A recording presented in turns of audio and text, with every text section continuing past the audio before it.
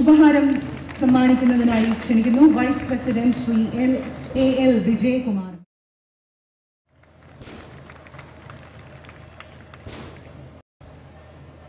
ബഹുമാന്യനായ അധ്യക്ഷൻ അംബാ പുരസ്കാരത്തിൻ്റെ അംബാ പുരസ്കാരം സ്വീകരിച്ച നമ്മുടെ എല്ലാം പ്രിയങ്കരനായ ദാസേട്ടൻ, ഞങ്ങളുടെ അഭിനയ കുടുംബത്തിലെ എൻ്റെ രണ്ട് സഹോദരിമാരായ ശ്രീമതി സീമ, ശ്രീമതി ബാല, ക്ഷേത്ര ഭാരവാഹികളെ, പ്രിയമുള്ളവരെ, ഇന്ന് ഉത്സവം ആരംഭിച്ചു. ഇനിയിപ്പോൾ 10 ദിവസത്തേക്ക് ഇവിടെയുള്ള ക്ഷേത്ര കമ്മിറ്റി ഭാരവാഹികൾക്കും അയൽവാസികൾക്കും ഒക്കെ ഉറക്കമില്ലാത്ത രാത്രികളാണ്. ഇത് പൊങ്കാല കഴിഞ്ഞ ഏവർക്കും വിശ്രമമുണ്ട്. ഇതൊക്കെ നമുക്കറിയാം. അമ്മമാരും ഭാര്യമാരും സഹോദരിമാരും എല്ലാം അവരുടെ പ്രാരാബ്ധങ്ങൾ, മോഹങ്ങൾ എല്ലാം പൊങ്കാലയായി നിവേദിക്കുന്ന, പറഞ്ഞതുപോലെ ലോകത്തിലെ ഏറ്റവും വലിയ സ്ത്രീ കൂട്ടായ്മയായ ആറ്റുകാലിന്റെ മുറ്റത്താണ് നമ്മൾ നിൽക്കുന്നത്.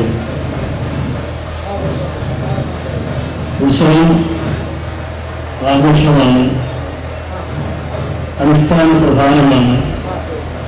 അതിൻ്റെ വഴിക്ക് ഏറ്റവും ഭംഗിയായി നടക്കട്ടെ.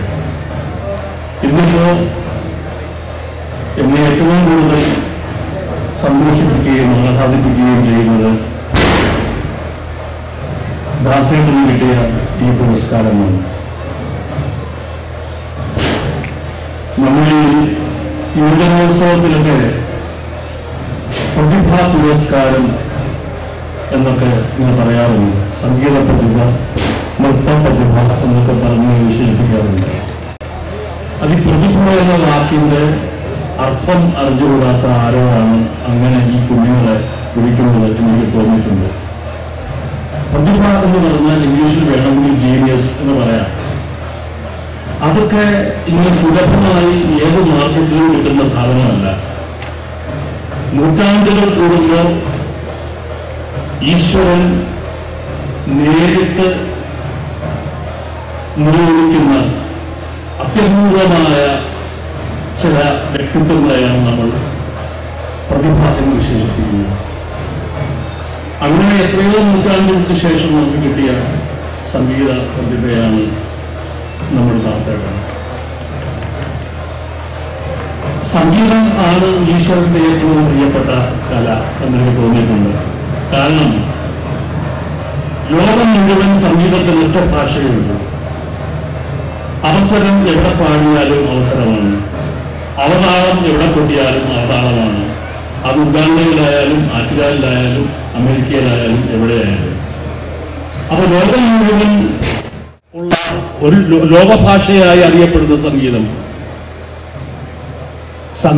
സംഗീതജ്ഞര് എന്ന് പറയുന്നത് അവർക്ക് മാതാപിതാക്കൾ ഉണ്ടെങ്കിൽ പോലും അവർ ഈശ്വരന്റെ നേരിട്ടുള്ള നിയോഗമാണ്.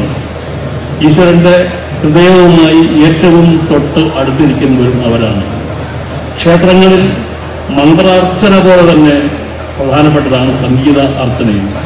പല ക്ഷേത്രങ്ങളിലും അങ്ങനെയല്ല സംഭവിക്കുന്നത് എന്നും നമുക്കറിയാം.